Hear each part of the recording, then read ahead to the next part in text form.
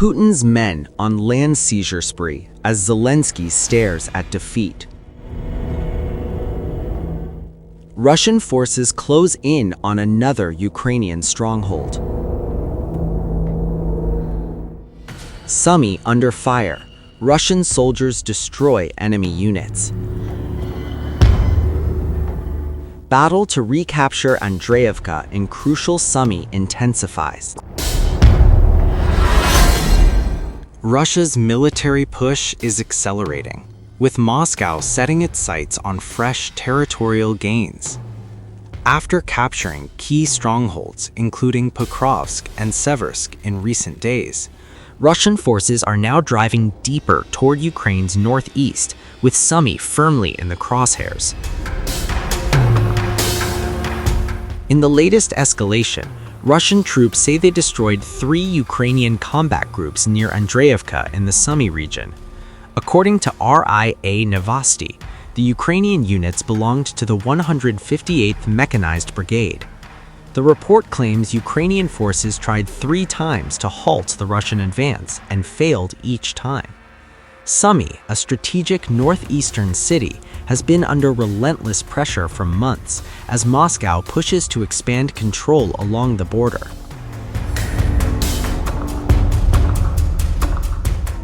Andreevka is not new to this battlefield.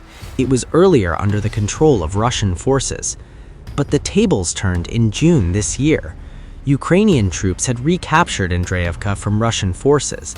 At that time, Zelensky hailed the move as a breakthrough, had said that we managed to push Russian forces out, and thanked all units for tangible results. The Ukrainian president had also claimed that Moscow had deployed 53,000 troops towards Sumy. To retake Andreevka, Ukraine's commander-in-chief of the armed forces, Oleksandr Syrsky, said that his troops initiated offensive operations near Yunakivka, a key logistics hub halfway between Sumy city and the Russian border. Syrsky had emphasized that Russian military's reliance on small assault units lacking heavy equipment created a window for Ukraine's counteroffensive.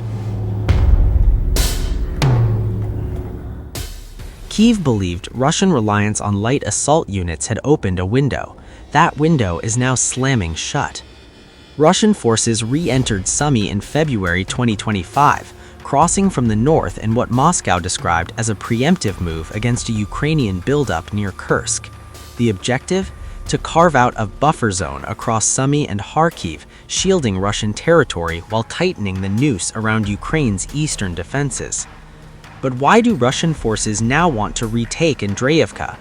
Well, Russian forces intensified their assaults in the northeastern part of Ukraine to create a so-called buffer zone in the Sumy and Kharkiv regions. And what is the bigger prize? Kramatorsk and Slavyansk, major command and logistics hubs for Kyiv's military. Recently, Russian forces liberated Seversk and Pokrovsk.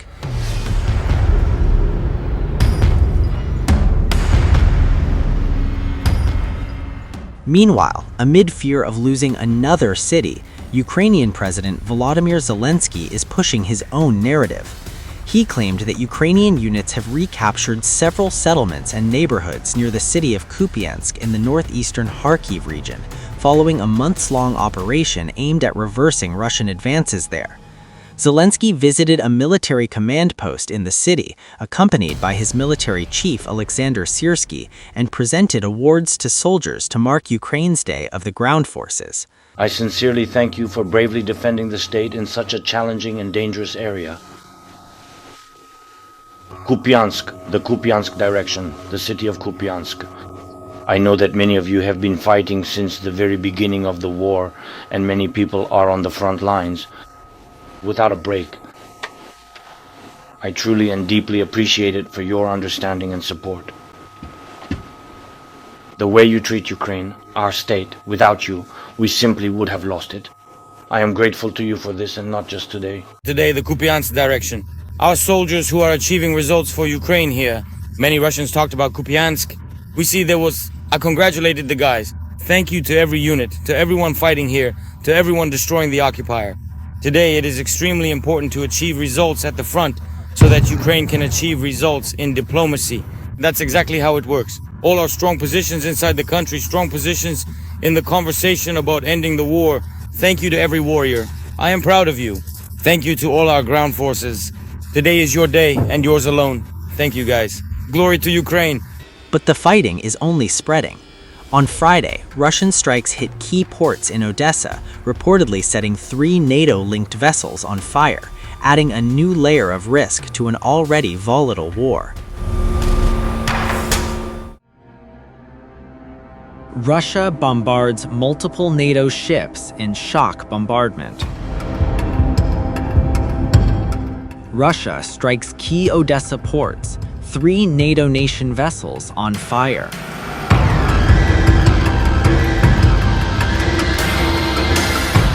Zelensky cries for help as war shifts to the Black Sea from Ukraine. Russia has launched another major assault on Ukraine's coastline. In this time, the fallout has crossed international lines.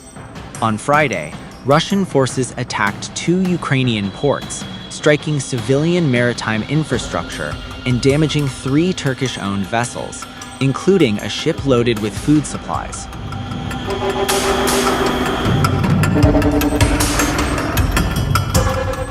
Ukrainian officials and one of the shipowners confirmed the details to Reuters, marking one of the most significant escalations in the Black Sea in recent weeks. The strike came just days after Moscow threatened to cut Ukraine off from the sea, a stark warning issued following Kyiv's maritime drone attacks on Russia's Shadow Fleet, a network of tankers believed to be quietly exporting Russian oil. Kyiv has long argued that this fleet is a crucial lifeline for Moscow's war finances, now approaching 4 years. The timing of Friday's attack is striking. Only hours earlier, Turkish President Recep Tayyip Erdogan spoke directly with Russian President Vladimir Putin, suggesting that a limited ceasefire focused on protecting energy infrastructure and ports might help reduce regional tensions. Instead, the opposite happened. Ukrainian President Volodymyr Zelensky posted photos of the aftermath, a massive blaze engulfing a ship at the port of Chornomorsk, firefighters battling columns of thick black smoke.